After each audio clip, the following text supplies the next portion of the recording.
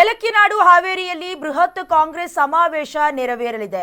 ರಾಜ್ಯದ ಇತಿಹಾಸದಲ್ಲೇ ಎರಡನೇ ಬೃಹತ್ ಸಮಾವೇಶ ಇದೆ.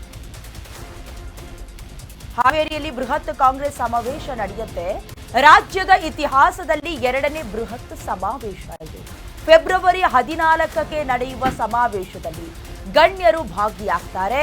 ಹೀಗಂತ ಹಾವೇರಿಯಲ್ಲಿ ಸಚಿವ ಶಿವಾನಂದ ಪಾಟೀಲ್ ಡೀಟೇಲ್ಸ್ ಕೊಟ್ಟಿದ್ದಾರೆ, ಹೇಳಿಕೆ ಕೊಟ್ಟಿದ್ದಾರೆ.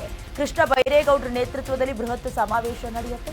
ಈ ಸಮಾವೇಶದಲ್ಲಿ 1 ಲಕ್ಷ ಜನರಿಗೆ ಹಕ್ಕು ಪತ್ರ ವಿತರಣೆ ಆಗತ್ತೆ. ಇದೆ ಪಾಯಿಂಟ್ ಆಫ್ ದಿ ಅಟ್ರಾಕ್ಷನ್ ಅಥವಾ ಅದೇ ಗಮನ ಸೆಳೆದಿದ್ದಾರೆ.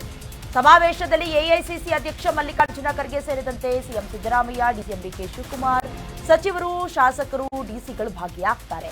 ಕಾರ್ಯಕ್ರಮಕ್ಕೆ ಸುಮಾರು 2 ಲಕ್ಷ ಜನ ಸೇರುವ ನಿರೀಕ್ಷೆ ಇದೆ.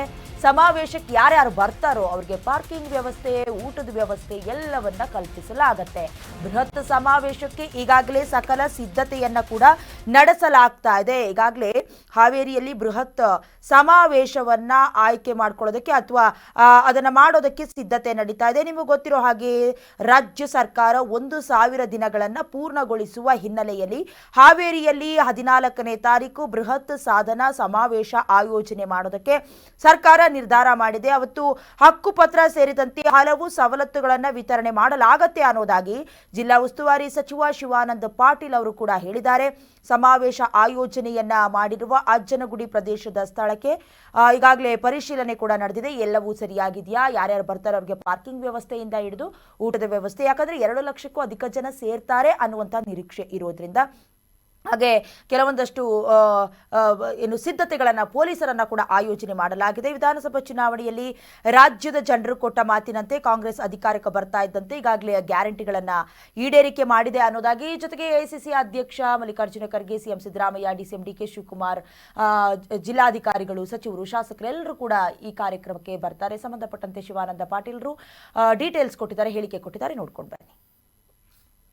ಕಾರ್ಯಕ್ರಮವನ್ನು ನಾವು ಆಯೋಜನೆ ಮಾಡ್ತಾ ಇದ್ವಿ. ಅದು 13ನೇ ತಾರೀಕು ಬದಲಿ 14ನೇ ತಾರೀಕು ಮಾಡ್ತಾ ಇದ್ವಿ. 13ನೇ ತಾರೀಕಿಗೆ ಮೊದಲಿನ ಪ್ರಕಾರ ನಾವು ನಿರ್ಣಯ ಮಾಡಿದ್ವಿ. ಆದರೆ ವರ್ಲ್ಡ್ ಡ್ಯಾಮ್ ಸೇಫ್ಟಿ ಡಿವಿಷನ್ ಒಂದು ಮೀಟಿಂಗ್ ಇದೆ ಬ್ಯಾಂಗ್ಳೂರಿನಲ್ಲಿ. ಸೊ ಆಲ್ ಇಂಡಿಯಾದವರು, CW ಸೆಂಟ್ರಲ್ ವಾಟರ್ ಕಮಿಷನ್ದವರು ಬರ್ತಾರೆ, ಜೊತೆಗೆ ಇರಿಗೇಷನ್ ಮಿನಿಸ್ಟರ್ಸು ಬರ್ತಾರೆ ಆಲ್ ಇಂಡಿಯಾದ್ದು, ಮತ್ತು ಸೆಂಟ್ರಲ್ ಇರಿಗೇಷನ್ ಮಿನಿಸ್ಟರ್ಸ್ ಬರೋದ್ರಿಂದ CM ಆ ಕಾರ್ಯಕ್ರಮ ಬೆಂಗಳೂರಿನಲ್ಲಿ ಉದ್ಘಾಟನೆ ಮಾಡಬೇಕಾಗಿದೆ. ಅದನ್ನು ಮಾಡೋದ್ರಿಂದ 13ಅನ್ನು ಬದಲಾವಣೆ ಮಾಡಿ 14ನೇ ತಾರೀಕಿಗೆ ಬೆಳಗ್ಗೆ 11 ಗಂಟೆಗೆ ಶಾರ್ಪ್ ನಾವು ಪ್ರಾರಂಭ ಮಾಡ್ತೀವಿ. ಯಾಕಂದರೆ ಅದ್ರ ಹಿಂದಿನ ದಿವಸ 13ನೇ ತಾರೀಕಿಗೆ ಹೊಸಪೇಟ್ನಲ್ಲಿ CM ಹೊಸಪೇಟೆ ಉತ್ಸವ ಇರೋದ್ರಿಂದ, ಅಲ್ಲೇ ಹಂಪಿ ಉತ್ಸವ ಇರೋದ್ರಿಂದ ಅಲ್ಲೇ ಹಾಲ್ಟ್ ಮಾಡ್ತಾರೆ. ಬೆಳಿಗ್ಗೆ ಜಲ್ದಿನೇ ಬರ್ತಾರೆ. ಯಾವುದೇ ಕಾರ್ಯಕ್ರಮ ಮೊನ್ನೆ ತಡ ಆದಂಗೆ ಆಗೋದಿಲ್ಲ ಈ ಸರ್ತಿ. ಅಲ್ಲಿ ಹೊಸಪೇಟಿನಿಂದ ನೇರವಾಗಿ ಇಲ್ಲೇ ಬರ್ತಾರೆ. ನಾವು ಅವತ್ತಿನ ದಿವಸ ಪ್ರಾರಂಭ ಮಾಡ್ತೀವಿ. 14ನೇ ತಾರೀಕಿಗೆ ಬೆಳಗ್ಗೆ 11 ಗಂಟೆಗೆ ಶಾರ್ಪ್ ಪ್ರಾರಂಭ ಮಾಡ್ತೀವಿ.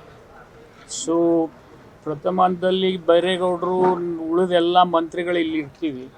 ಅದು DCM CM ಅವತ್ತು ಬರ್ತಾರೆ 14ನೇ ತಾರೀಕಿನ ದಿವಸ.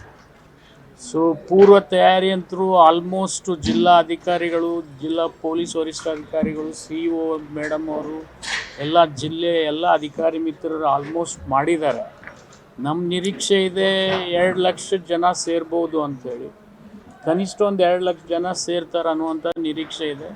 ಮತ್ತು ಅದಕ್ಕೆ ತಕ್ಕಾಗಿ ನಾವು ಎಲ್ಲ ರೀತಿ ವ್ಯವಸ್ಥೆಯನ್ನು ಮಾಡ್ಕೊಂಡಿದ್ದೀವಿ. ಅವರ ಬರುವುದಾಗಲಿ, ಅವ್ರು ಹೋಗುವುದಾಗಲಿ, ಅವರ ವೆಹಿಕಲ್ಗಳನ್ನು ಪಾರ್ಕಿಂಗ್ ಮಾಡೋದಾಗಲಿ, ಊಟದ ವ್ಯವಸ್ಥೆ, ಜೊತೆಗೆ ಶೌಚಾಲಯಗಳ ವ್ಯವಸ್ಥೆ ಕೂಡ ನಾವು ಮಾಡ್ಕೊಂಡಿದ್ವಿ. ಇನ್ನು ಕಾರ್ಯಕ್ರಮ ಸರಿಯಾದ ಸಮಯಕ್ಕೆ ಶುರುವಾಗಿ ಕನಿಷ್ಠ 1 ಲಕ್ಷ ಫಲಾನುಭವಿಗಳಿಗೆ ಅವತ್ತು ನಾವು ವಿವಿಧ ಏನು ಕಂದಾಯ ಗ್ರಾಮಗಳಿಗೆ ಸಂಬಂಧಪಟ್ಟಿರ್ತಕ್ಕಂಥ ಎಲ್ಲ ಹಕ್ಕುಪತ್ರಗಳನ್ನು ವಿತರಣೆ ಮಾಡ್ತಕ್ಕಂಥ ಕಾರ್ಯಕ್ರಮ ಇದೆ.